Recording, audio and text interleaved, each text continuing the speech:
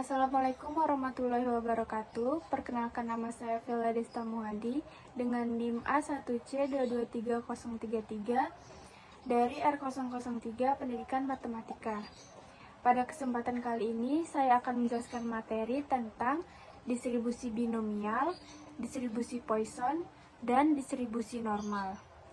Baiklah, langsung saja ke materinya.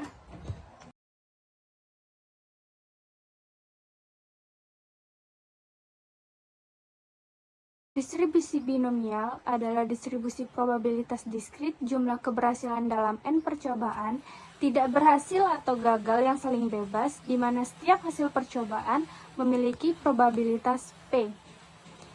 Setiap eksperimen selalu mempunyai dua hasil, yaitu sukses dan gagal.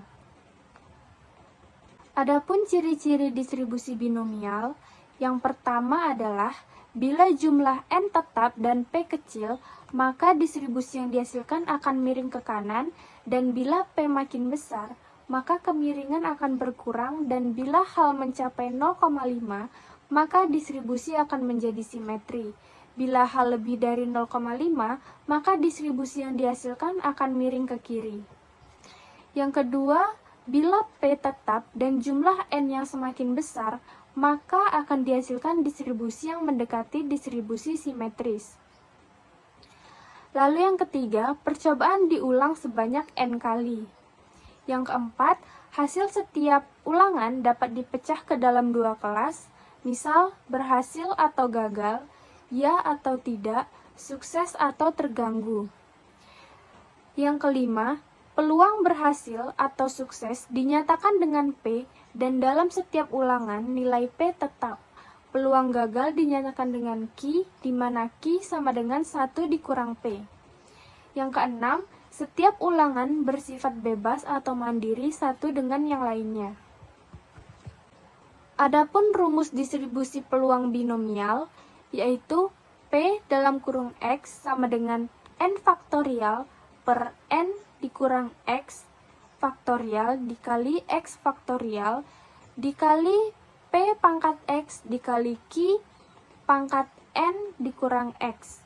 Dengan keterangan P adalah probabilitas sukses atau 1 dikurang Q, di mana Q adalah kemungkinan gagal, N jumlah total percobaan, X adalah jumlah sukses dari N kali percobaan, di mana X sama dengan 1, 2, 3, sampai dengan N.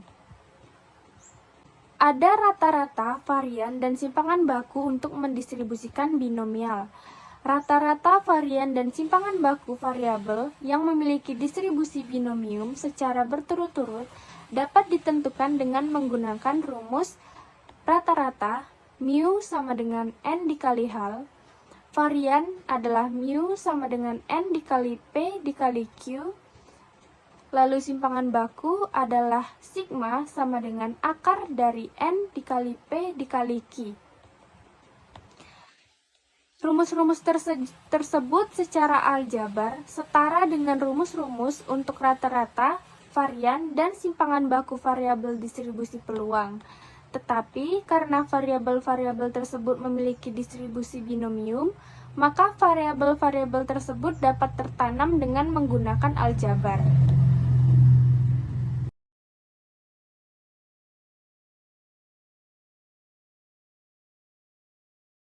Jadi, distribusi Poisson itu adalah salah satu distribusi probabilitas diskrit yang digunakan untuk menggambarkan jumlah peristiwa yang terjadi dalam interval waktu atau ruang tertentu. Distribusi ini sering digunakan dalam statistik untuk menganalisis data yang melibatkan frekuensi kejadian yang jarang terjadi secara acak. Nah, penggunaan distribusi Poisson ini biasanya digunakan dalam menghitung banyaknya penggunaan telepon per menit, banyaknya bakteri dalam 1 tetes atau 1 liter air, banyaknya kesalahan ketik per halaman sebuah buku, dan banyaknya kecelakaan mobil di jalan tol selama minggu pertama bulan Oktober. Adapun ciri-ciri dari distribusi Poisson ini, yang pertama, Hasil percobaan pada suatu selang waktu dan tempat tidak tergantung dari hasil percobaan di selang waktu dan tempat yang lain yang terpisah. Yang kedua, peluang terjadinya suatu hasil percobaan sebanding dengan panjang selang waktu dan luas tempat percobaan terjadi. Hal ini berlaku hanya untuk selang waktu yang singkat dan luas daerah yang sempit.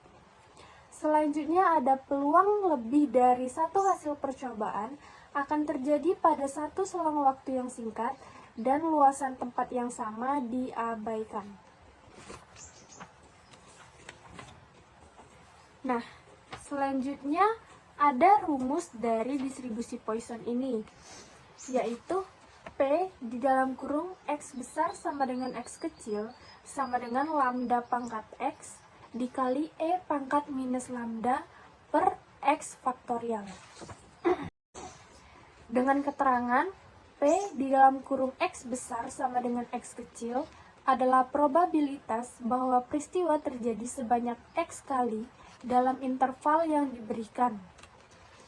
Lambda adalah rata-rata frekuensi peristiwa dalam interval tersebut. Di mana cara mencari lambdanya yaitu N dikali P, dengan N adalah jumlah atau ukuran populasi, dan P adalah probabilitas kelas sukses.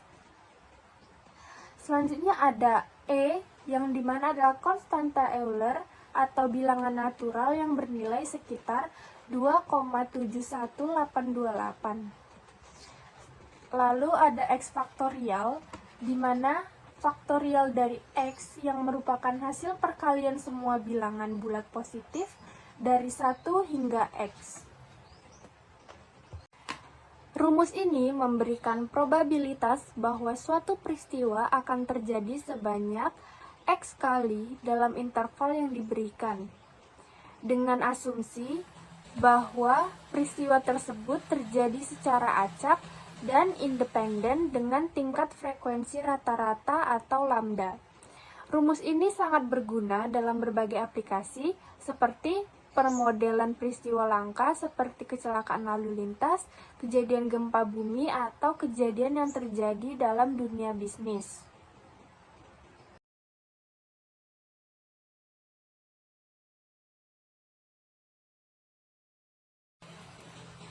Distribusi normal merupakan distribusi kontinu yang mensyaratkan variabel yang diukur harus kontinu, misalnya tinggi badan, berat badan, skor IQ, jumlah curah hujan, hasil ujian, dan sebagainya. Distribusi normal juga merupakan distribusi teoritis dari variabel random yang kontinu. Pengalaman telah membuktikan bahwa sebagian besar dari variabel random yang kontinu di berbagai bidang aplikasi yang beraneka ragam umumnya memiliki distribusi yang dapat didekati dengan distribusi normal atau dapat menggunakannya sebagai model teoritisnya. Distribusi normal merupakan distribusi yang simetris, berbentuk genta, dan kontinu serta memiliki fungsi frekuensi. Adapun ciri-ciri dari distribusi normal yaitu yang pertama berbentuk lonceng simetris terhadap X sama dengan mu.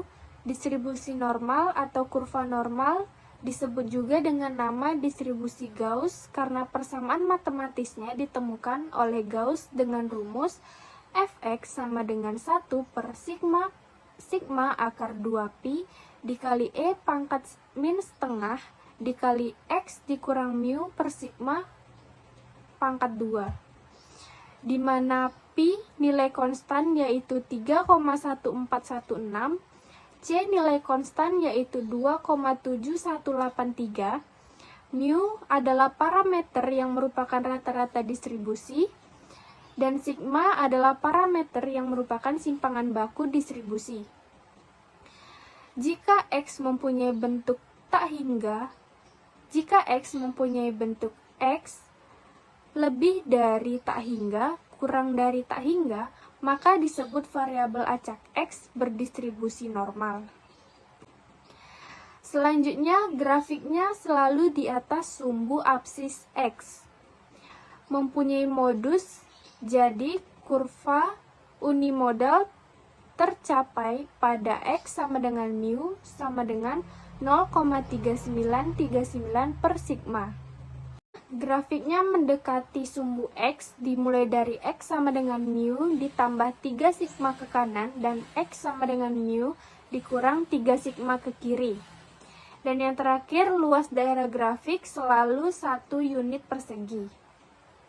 Adapun sifat-sifat dari distribusi normal, yang pertama nilai min, median, modus, dan grafik selalu di atas sumbu datar. Yang kedua mempunyai satu modus dan bentuk grafik simetris, yaitu pada min X sama dengan mu. Yang ketiga, luas seluruh daerah di bawah kurva adalah 1, domainnya X lebih besar dari minus tak hingga, lebih kecil dari tak hingga. Yang keempat ada kurva simetris pada nilai mu atau luas daerah kanan sama dengan luas daerah kiri. Dan yang terakhir, semakin besar sigma, maka semakin lebar kurva.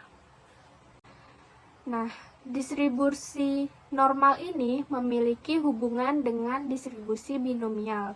Adapun hubungannya yang pertama, distribusi binomial merupakan sebuah distribusi diskrit, sedangkan distribusi normal merupakan sebuah distribusi yang kontinu, sehingga probabilitas yang dinyatakan dengan ordinat binomial perlu diganti dengan luas binomial karena luas selalu dipakai untuk menyatakan probabilitas dalam distribusi yang kontinu.